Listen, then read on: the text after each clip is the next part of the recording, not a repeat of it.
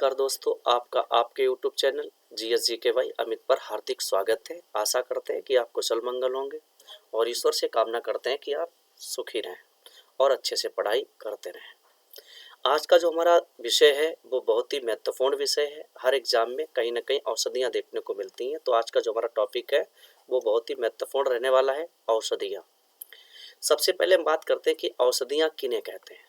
तो आपको बता दें कि जो हमारे रोग होते हैं, तो रोग निदान में जो प्रयुक्त पदार्थ होता है उसी को हम कहते हैं औषधि या औषधियाँ। और आपको बता दें, किसी भी नशीले पदार्थ को औषधि के रूप में लेना और उसका आदि होना यानी आदत होना औषधि व्यसन कहलाता है। अंग्रेजी होती है ड्रग्स एडिक्शन। तो ये काफ़ी घातक होती है और ये इस प्रकार अगर औषधियों का कोई सेवन करता है तो उसके स्वास्थ्य पर बुरा प्रभाव पड़ता है और कैंसर जैसी घातक बीमारी भी हो जाती है। सबसे पहले हम बात करते हैं निषेधक औषधियाँ, क्योंकि औषधियों को कई ग्रुप में बांटा गया है। तो सबसे पहले निषेधक औषधियाँ।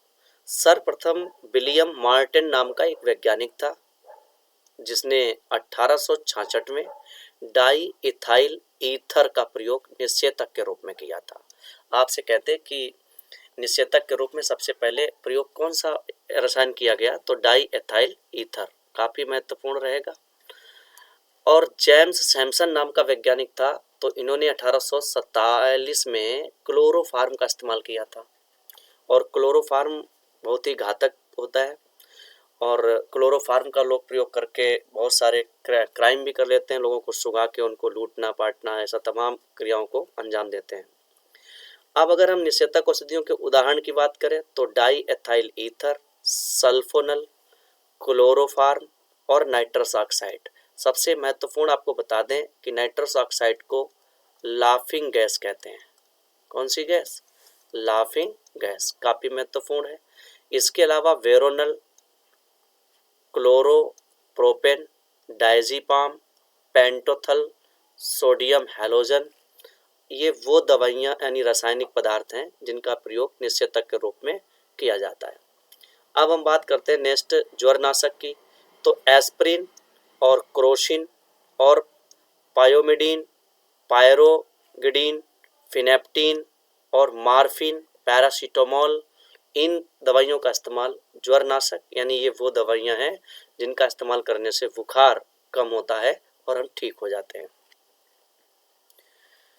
नेक्स्ट अगर बात करें प्रतिरोधी दवाइयाँ, यानी प्रतिरोधी एंटीसेप्टिक कौन सी होती हैं, यानी वे औषधियाँ जो सूक्ष्म जीवों की वृद्धि को रोकती हैं। यानी अगर हमारे अंदर कोई भी बैक्टीरिया का संक्रमण है तो इस प्रकार की दवाइयों का सेवन करने से उनका यानी संक्रमण रुक जाता है। या बाहर भी कभी कभी बाहर से देखा होगा किसी को घाव हो जाता है तो उस केमिकल डाला जाता है। आइए बताते हैं। Iodine, phenol, hydrogen peroxide, formaldehyde, hypochlorous अम्ल, इसके अलावा एथिल अल्कोहल, हेक्साक्लोरोफिन, एक्रीफ्लेविन, बोरिक एसिड और मर्क्यूरोक्रोम, आयोडोफार्म, पोटेशियम परमैंगनेट, ये वो दवाइयाँ हैं जिनका इस्तेमाल सूक्ष्म जीवों की वृद्धि के लिए किया जाता है। अर्थात इनको बोलते हैं एंटीसेप्टिक या प्रतिरोधी। जिसमें हम बात करते हैं पोटेशियम परमैंगनेट यानी KAMNO4 और इसको कहते हैं लाल दवा। ये भी पूछ लेता है और ये बहुत ही महत्वपूर्ण है और ये पहले जल को शुद्ध करने में प्रयोग किया जाता है, कुओं वगैरह में डाली जाती थी। नेक्स्ट की अगर हम बात करें जीवाणुरोधी, तो सर्वप्रथम 1929 में सर अलेक्जेंडर फ्लेमिंग ने पेनिसिलियम नोटेटम नाम के कवक से एक रसायन निकाला जिसका नाम था पेनिसिलिन और ये एक दर्द निवारक औषधि है और इसकी खोज के लिए 1945 में इनको मिला था नोबेल प्राइज। नोबेल प्राइज काफ़ी महत्वपूर्ण है।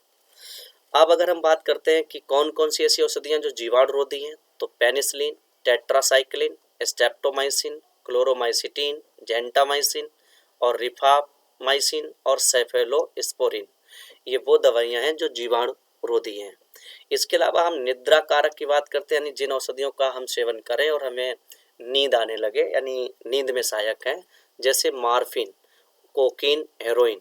आपको बता दें कि जो ये मार्फिन है एक पौधा होता है यानी अफीम, और अफीम के पौधे का जो बोटेनिकल नेम होता है वो होता है पे पे वर सोमनी फेरम। कई बार एग्जाम में देखने को मिला है पेपर सोमनीफेरम। और आपको बता दें कि इसी के लैटेक्स से मार्फिन, कोडीन, हेरोइन, मीथाडीन, नाजकेपीन, इसके अलावा नारशीन। तो नारशीन, ये तमाम प्रकार की औषधियाँ जो हैं अफीम के पौधे से प्राप्त होती हैं, जो कि बहुत ही महंगी भी होती हैं। और इस प्रकार ये एक मादक पदार्थ का वो ग्रुप है जिसको यानी अवैध तरीके से लोग तस्करी भी करते हैं। तो इस प्रकार की तस्करी करना युवाओं के लिए बड़ी घातक है, क्योंकि युवाओं तक ये अगर पहुंचेगी तो युवा इसके नशे के आदी होंगे, जिससे युवा शक्ति कमज़ोर पड़ जाएगी। ठीक है, अतः इस प्रकार के कृत्यार को रोकने के लिए सरकार हमेशा तत्पर रहती है। आइए नेक्स्ट बात करते हैं प्रशांतक। यानी कभी कभी देखते हैं कि लोग तनाव में होते हैं, तो तनाव को कम करने के लिए विभिन्न प्रकार की औषधियों का इस्तेमाल करते हैं, जिसमें पोटेशियम ब्रोमाइड है, ल्यूमिनल है, सैफोनल है और रेजरपाइन। और ये जो रेजरपाइन है ये जो है एक पौधा होता है राउवोल्फिया सर्पेंटाइना, यानी राउवोल्फिया सर्पेंटाइना, काफ़ी महत्वपूर्ण है। और इससे निकलती है रेसरपिन। और रेसरपिन क्या करती है, ये उच्च रक्तचाप नियंत्रक काम करती है, यानी बढ़ी हुई बीपी को कंट्रोल करती है और हमें कुछ पल के लिए शांति महसूस होती है। अब हम इसके बाद बात करते हैं विसंक्रामक। तो विसंक्रामक वो औषधियाँ होती हैं जो कहीं ना कहीं संक्रमण को रोकती हैं। तो इसमें phenol, chlorine, bleaching powder, sulphur dioxide और मेथिल फिनॉल काफ़ी महत्वपूर्ण है। तो ये मैंने औषधियों का एक छोटा सा वीडियो बनाया है जिसमें सारी औषधियों का मैंने विवरण दिया है। दोस्तों, अगर आपको कंटेंट समझ में आता है तो आप वीडियो को लाइक करें, शेयर करें, कमेंट करें। धन्यवाद।